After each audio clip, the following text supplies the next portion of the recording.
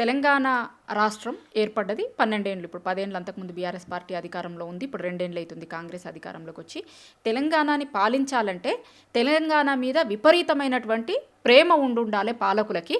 ఆ ప్రేమ తగ్గింది ఇప్పుడున్నటువంటి పాలకులకి అనేది కొంతమంది మాట్లాడుతున్నది. ఇంకొకటి ఏంటి అంటే రాష్ట్రం ఏర్పడి ఉండొచ్చు కానీ ఇంకా కొంత ఇండైరెక్ట్ పాలన వేరే వాళ్ళది ఇక్కడ నడుస్తుంది సాగుతుంది అనేటువంటిది ఒకటి ఈ మధ్య వింటున్నాం. మీరేమంటారు? ఓపెన్గా అదే కుటుంబం, పిల్లలు, భార్య పిల్లలు మంచిగా చూసుకోవాలంటే మన మీద ప్రేమ ఉండాలి అంతే కదా. కుటుంబం మీద అట్లయితే అంతే. ఇక రాష్ట్ర ముఖ్యమంత్రి కూడా ఈ రాష్ట్రం మీద ప్రేమ ఉండాలి ఆబ్వియస్లీ. ఒక అవతల వ్యక్తుల మీద కసితోటి రావడం కాదు. ఈ రాష్ట్రాన్ని బాగు చేయాలనేటువంటి ఆలోచనతో ఆయన ముఖ్యమంత్రి ఏంటి బాగుండేది. ఆయనే చెప్పిండు నేను కేసీఆర్ గద్దె దించాలి. అయిపోయింది కదా. రెండవది కూడా ఉండాలి. మరి ఆయన లోపల ఆయన అంతర్గతంగా నేను భయపడి ఉండాలి. అది లేదు కదా. కానీ అంతకుముందు జరిగినటువంటి ఉద్యమ నేపథ్యం కావచ్చు, అనేక మంది మేధావుల యొక్క తోటి చర్చించిన సందర్భం కావచ్చు, కేసీఆర్ గారు తెలంగాణ వస్తున్నాక డెవలప్మెంట్ చేయాలి. ఇంకెవరి మీద కసి తీసుకుంటాడు ఆయన? తీసుకోలేడు. ఇక్కడ అట్లా కాదు కదా. కేసీఆర్ గద్దె దించాలి అనే దాని మీదే ఉన్నాడు ఆయన ఇప్పటికీ. ఆయన గద్దె దిగితేనే మీకు వస్తుంది ఛాన్స్, ఓకే. కానీ వచ్చిన తర్వాత ఏం చేయాలనే దానికి అసలు ముందు తెలంగాణ సమగ్ర స్వరూపం మీద ఆయనకు ఒక అవగాహన ఉండాలి. మీరు చెప్పండి, ఒక్క ప్లాన్ చెప్పండి. ఈ రాష్ట్రం ముందుకు డెవలప్మెంట్ పోవడానికి ఏం ప్రయత్నం జరిగింది? నేను ఒక మైనింగ్ మీద ఒకటి చెప్పిన లాస్ట్ గవర్నమెంట్ రియల్ ఎస్టేట్ పెరగడం కోసం కొత్త జిల్లాలు లేదా ఆ పక్కన ఎయిమ్స్, ఈ పక్కన అది యాదాద్రి, ఇటు ప్లానింగ్తో పోయి నీదేంది చెప్పండి. నీ విజన్ ఏంటిది? ఒక ఎయిమ్స్ ఫ్యూచర్ సిటీ అన్నారు. ఫ్యూచర్ సిటీ ఎక్కడ పెట్టాలి? నువ్వు ఒక కొత్త ప్రాంతాన్ని ఎంపిక చేసుకోవాలి. నువ్వు ఆల్రెడీ వాళ్ళు 15,000 ఎకరాలు 20,000 ఎకరాలు లాస్ట్ గవర్నమెంట్ తీసుకొచ్చింది ఫార్మాసిటీ అది తీసుకొస్తానప్పుడే దాని పేరు మీద 1,000 ఎకరాలు రియల్ ఎస్టేట్ అయింది. అక్కడి నుంచి ఒక 20 కిలోమీటర్లు చుట్టూ. మరి ఇప్పుడు కొత్తగా అక్కడ ఏదేముంటుంది? ఫ్యూచర్ సిటీలో ఏముంటుంది ఆడ?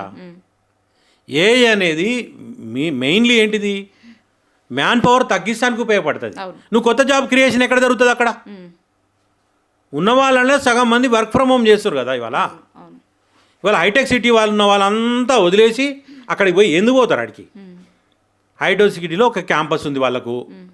ఇన్ఫోసిస్ వాళ్ళకు ఒకటి ఉంది, టీసీఎస్ వాళ్ళకు ఒకటి ఉంది, ఇంకా వాళ్ళకు ఒకటి ఉంది, వీళ్ళకి ఒకటి ఉంది, చాలా కంపెనీలకు ఉంది. మళ్ళీ కొత్త క్యాంపస్ పోయి ఎందుకు కడతారు? అక్కడ వాళ్ళకి ఆదిపట్లలో ఉంది, టీసీఎస్కు అక్కడ ఒకటి ఉంది, ఇక్కడ ఒకటి ఉంది, ఇన్ఫోసిస్కి ఇక్కడ ఒకటి ఉంది, ఆడ పోచారంలో ఉంది. అంతకుముందు గవర్నమెంట్ కూడా, రాజశేఖర రెడ్డి గవర్నమెంట్ కూడా పోచారంలో ఇన్ఫోసిస్ క్యాంపస్ ఇచ్చింది అటువైపు తీసుకుపోవాలని. ఆ విజన్ లేదు కదా నీకు. ఇక్కడ నువ్వు అంటే ఏంటి? కాపీయింగ్ అండి. విజన్ లేదు అని చెప్పినా కదా నేను. విజన్ కాదు అది. మీరు చేయాలనుకుంటే మీరు చెప్పండి. మీరు ఎట్లా చెప్పండి. ఫార్మాసిటీ అనే దాని మీద ఆల్రెడీ ప్లానింగ్ జరిగింది కదా.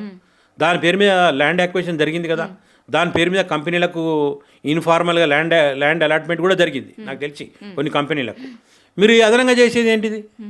యాక్చువల్గా ఫార్మాసిటీ అక్కడ ఫార్మా అనేది మనం ఈ లాస్ట్ గవర్నమెంట్ విజన్లో చెప్పిన నేను.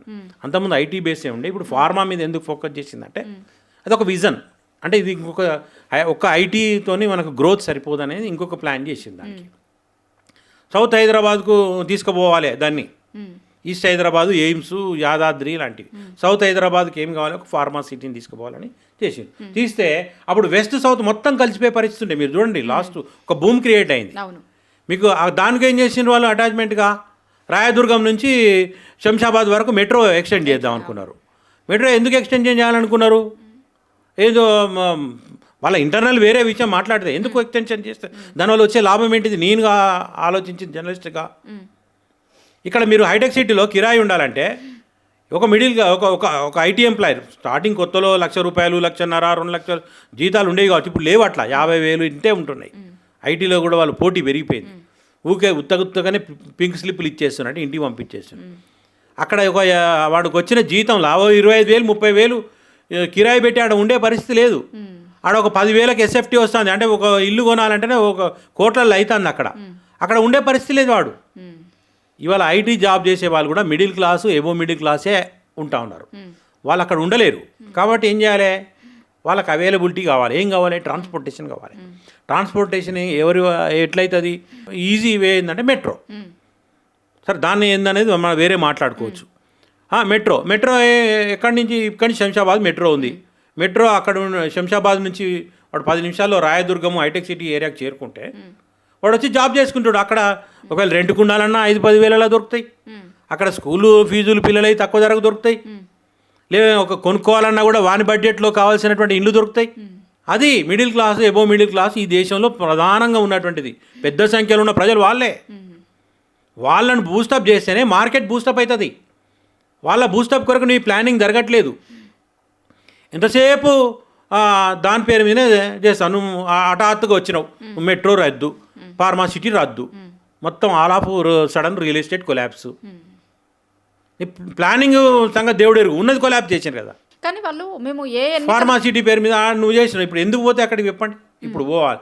అదే ఫార్మాసిటీ. ఇంకొక విషయం ఇంత ఫార్మాసిటీ చెప్పడానికి, మనం హైదరాబాద్ చుట్టుపక్కల ఉన్న చాలామందికి ఈ చుట్టుపక్కల మండలాల నుంచి లేకపోతే నల్గొండ జిల్లా, యాదాద్రి జిల్లా నుంచి లేదా మెదక్ జిల్లాలో లేదా మహబూబ్నగర్ జిల్లాలో ఉండే వాళ్ళందరికీ తెలుసు ఫార్మా యొక్క ప్రాబ్లం ఎంత ఉంటుందో. కానీ ఫార్మా అవసరం. ఐటీతో ఈక్వల్గా దాన్ని డెవలప్ చేసుకోవాల్సిన అవసరం ఉంది. ఎందుకంటే మీరు నమ్మరు, 40,000 కోట్ల టర్నోవర్ తెలంగాణ ఓన్లీ ఫార్మా మీద. 40,000 కోట్లు. ఇది ఎంత? ఇండియాలో 30% మనం. ఇండియా మొత్తంలో తెలంగాణ ఫార్మా యొక్క వాటా ఎంత అంటే ఈ 30%. అంత పెద్ద మార్కెట్ ఇది. మనం అప్పటివరకు అందరికి ఐటీ అని ఉంది కదా. ఇది ఎక్కువ, ఇది ప్రొడక్టివ్, ఇది మళ్ళీ ఉత్పత్తి రంగం. ఇది ఉత్పత్తి రంగం ఫార్మా సిటీ. కాబట్టి ఏం చేసిండ్రు, ఇక్కడ ఫార్మాను కనుక డెవలప్ చేసుకుంటే మనకి జరుగుతుంది. ఫార్మా ఏమైంది, మొత్తం సిటీ చుట్టుపక్కల ఉన్నటువంటి జిల్లాలలో ఉంది. అక్కడ ఫెసిలిటీస్ లేవు. చిన్న చిన్న కంపెనీలు కూడా పెట్టుకున్నారు చాలామంది. వాడు వరల్డ్ స్టాండర్డ్ ఎఫ్లూయెంట్ అది ప్రొవైడ్ చేయాలి అంటే పర్యావరణాన్ని కాపాడే విధంగా ప్లాంట్ ఏర్పాటు చేసుకోలేడు, ఎఫ్లూయెంట్ ప్లాంట్స్. కాబట్టి ఏం చేస్తుండ్రు, ఎన్ని పెద్ద వార్తలు రాసిర్రు. ఇదే ఇప్పుడు ఉన్నటువంటి మీడియాలలోనే. బొమ్మల రామారంలో, తుర్కపల్లిలో, మెదక్ జిల్లాలో మొత్తం బోర్లు కొట్టుడు, ఆ వచ్చినటువంటి వేస్టేజ్ కెమికల్ అంతా దాంట్లోకి పంపుడు, అవి సమీప చెరువులలోకి పోయి అవి విషాహారం అయిపోయి అక్కడ పశువులు చనిపోడు, వ్యాధులు వచ్చుడు, క్యాన్సర్ రోగాల బారిన పడు. ఇది పెద్ద వార్తలే కదా, మీడియా రాసిందే కదా. మరి ఎందుకు జరుగుతుంది అంటే, అప్పుడు ఏం జరిగింది అంటే, ఇది అంతా ఒక చోటికి చేర్చాలి. దీన్ని చుట్టూ పొల్యూషన్ తగ్గిపోతుంది. ఒక చేటకు చేరిస్తే ఒక హబ్ అవుతుంది. ఒక హబ్ అయినప్పుడు ప్రపంచం దృష్టిని ఆకర్షిస్తుంది అది ఫార్మాసిటీ అనేది. అప్పుడు అక్కడ ఒక యూనివర్సిటీ బేస్ ఏర్పాటు చేసుకోవచ్చు. అక్కడ ఒక హబ్ అయినప్పుడు ఏమవుతుంది, లక్షల మంది అక్కడ డంప్ అవుతారు. లక్షల మంది డంప్ అయినప్పుడు అక్కడ బూస్ట్ వస్తుంది, ఆ ఏరియాకి భూమి వస్తుంది. అది ప్లానింగ్. మీకు అది లేదు, అది ప్రొడక్టివ్ రంగం. అది డైరెక్ట్ ఇండైరెక్ట్ దాదాపు ఒక 10-15 లక్షల మందికి అక్కడికి తరలిపోయే అవకాశం ఉండే.